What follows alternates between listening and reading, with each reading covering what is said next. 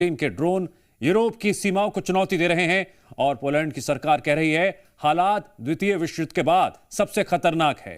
क्या यह नए वर्ल्ड वॉर का संकेत है? क्योंकि रूस ने अपनी परमाणु नीति भी बदल दी है और हालिया रूसी ड्रोन घुसपैठ ने पोलैंड समेत यूरोप के खतरों को तीखा कर दिया है।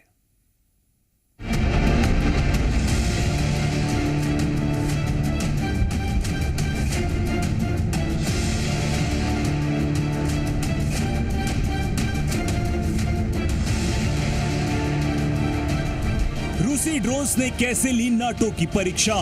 बीते सप्ताह दर्जनों ड्रोन्स ने पोलैंड की हवाई सुरक्षा को भेद दिया।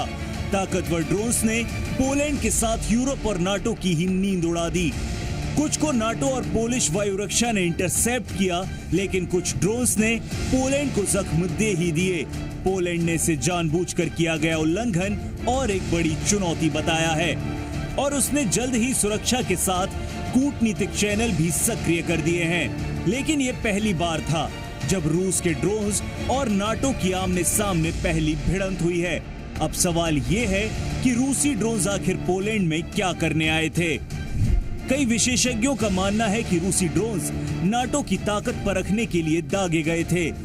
ऐसे में माना जा रहा है कि यूक्रेन युद्ध के विस्तार का समय आ चुका है। पूर्वी पोलैंड और बाल्टिक राज्य पुतिन के निशाने पर हैं। नाटो की प्रतिक्रिया का भी अंदाजा लगाया गया।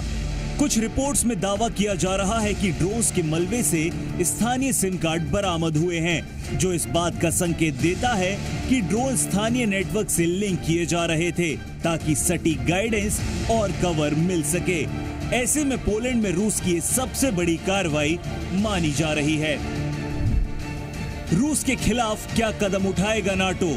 ड्रोन्स घटना के बाद नाटो देशों की नींद उड़ी हुई है। खासकर बाल्टिक देशों पोलैंड और फिनलैंड पर सुरक्षा की चिंता बढ़ गई है।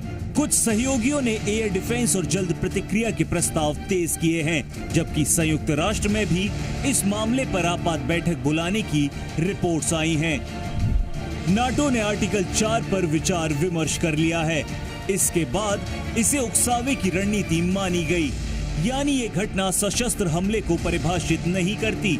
हालांकि पूर्वी सीमा पर नाटो के फाइटर जेट्स तैनात किए गए हैं। हालांकि ये दावा किया जा रहा है कि नाटो अपने एंट्री ड्रोन दीवार बनाने पर विचार कर रहा है, लेकिन कुछ विश्लेषक इसे रूस की सीमाओं पर नापतोल की रणनीति बता रहे हैं, जिससे माना जा रहा है कि पोलैंड समेत कई सीमावर्ती देशों में अब इस तरह की घटनाएं बढ़ सकती हैं। क्यों बढ़ी परमाणु हथियारों को दागने की आशंका? इस बीच सबसे बड़ा खतरा है रूस की बदली हुई परमाणु नीति, जिससे नाटो समेत पूरी दुनिया की नींद उड़ी हुई है। दरअसल पिछले साल ही पुतिन ने रूस के परमाणु हथियारों के इस्तेमाल में सबसे बड़ा बदलाव किया है, जिससे नया जोखिम बढ़ गया है और जंग में हर वक्त परमाणु हथियारों को दागने की आशंका सबसे ज्यादा हो गई है। रूस ने 2024-25 में अपनी परमाणु नीति में बदलाव किए।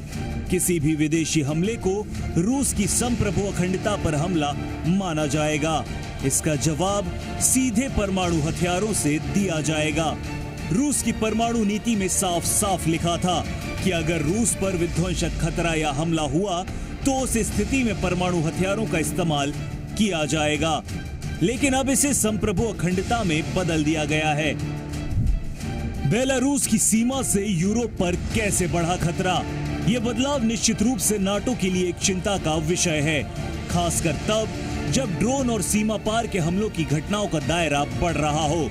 ऐसे में विश्लेषकों का कहना है कि ये एक स्पष्ट आक्रामक धमकी नहीं, बल्कि एक अस्पष्ट और डर पैदा करने वाली रणनीति है, जिसका मकसद पश्चिम की नीति निर्धारण क्षमता पर दबाव डालना है। दूसरी ओर रूस के सहयोगी देश बेलारूस से भी दबाव डाला जा रहा है। बेलारूस में रूस के परमाणु हथियार तैनात हैं। रूस के नए परमाणु हथियार भी पहुंचने वाले हैं। स्कंदर किंजल जैसी मिसाइलें भी तैनात हैं। यूरोपीय खुफिया एजेंसियों के मुताबिक दोनों देशों के बीच संयुक्त सैन्य अभ्यास बढ़े हैं और ये कदम यूरोप की पूर्वी सीमाओं को और अधिक संवेदनशील बना रहे हैं और रणनीतिक जोखिम को तेजी से बढ़ा रहे हैं। परमाणु युद्ध क्यों हो सकता है शुरू?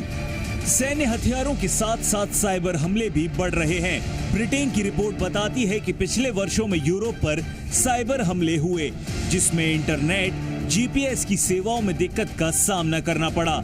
ऐसे में दो बातें सच हैं कि रूस ने अपनी परमाणु नीति में भाषा और दायरे का विस्तार किया है और हालिया ड्रोन घुसपैठ ने नाटो की पूर्वी सीमाओं पर वास्तविक तनाव ला दिया है और इसी से यूरोप की टेंशन बढ़ रही है, जो पूरी जंग को तीसरे विश्व युद्ध और परमाणु युद्ध की ओर खींच रही है।